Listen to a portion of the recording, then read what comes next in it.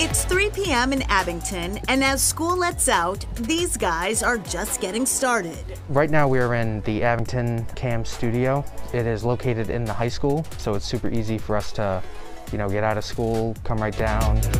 It's 5 minutes till showtime, and seniors Matt Lyons and Aaron Johnson run through their pre-show routines as hosts of The Weekly Wave, a public access news program produced almost entirely by students. Hi, welcome to Season 3, Episode 2 of The Weekly Wave. When we think about getting guests, we kind of also think about informing kids. We've met State Representative Allison Sullivan. We had Jerry Thornton on the show. The show has given us a way to not only meet them, but have a real conversation with them.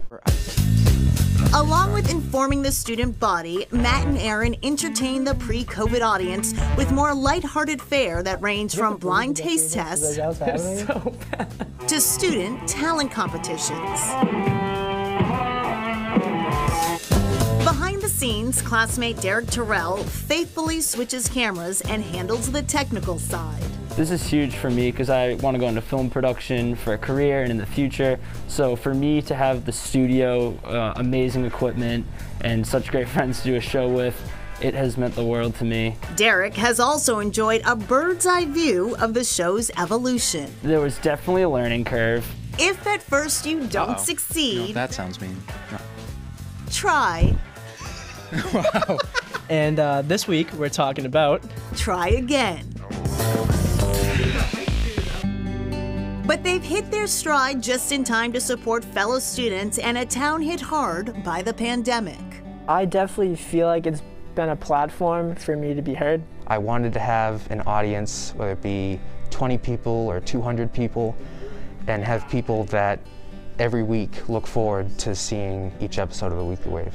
One person who has never missed an episode is faculty advisor Patricia Flommer.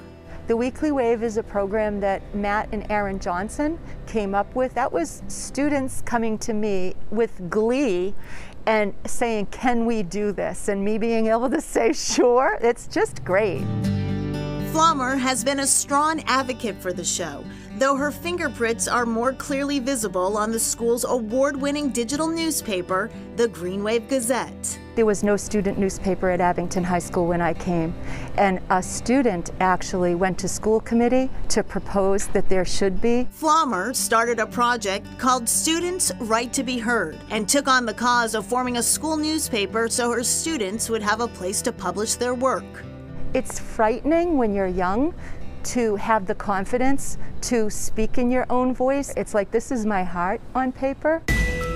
Writing from the heart seems to come naturally for one sophomore journalist. Her name is Amaya Turner. She wrote an article, Love is Love. She got an award for that. She loves Cirque du Soleil. She got an award for that. So I hopped on a Zoom call to meet the Gazette's rising star, and I was not disappointed. I'm looking at a list here of some of the topics that you have written about: white privilege, Breonna Taylor. What draws you to these big stories? I'm drawn to big stories, I guess, because I could write about this ultimately small thing, or I could write about the fact that, we still have a lot of minorities that don't have equal rights, and we should talk about this. And I understand you also had an opportunity to hit the campaign trail with Andrew Yang. That was incredible because it was the first opportunity I got to see journalism in the wild, if you will. There were so many cups of coffee, oh my goodness. Why is your voice so important right now? Everyone's voice is important. I always try and stay fairly humble because I'm aware of the fact that I have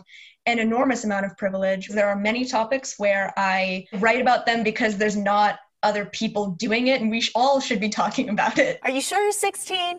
Yeah. You sure you're a sophomore? You can't even vote yet, but yet you're a lot more educated on a lot of this stuff. That's very encouraging. Some very impressive future journalists indeed. Matt, Aaron, and Derek continue to broadcast their Weekly Wave series. Matt recently appeared with other teen journalists on a national news broadcast, PBS NewsHour, to reflect on how their worlds have changed during the pandemic. Meanwhile, the Green Wave Gazette has received 2 journalism awards from Student Newspaper Online. That is Chronicle for tonight. Thank you so much for joining us. I'm Shayna Seymour. We hope to see you back here tomorrow night for another edition of Chronicle. Good night, everyone.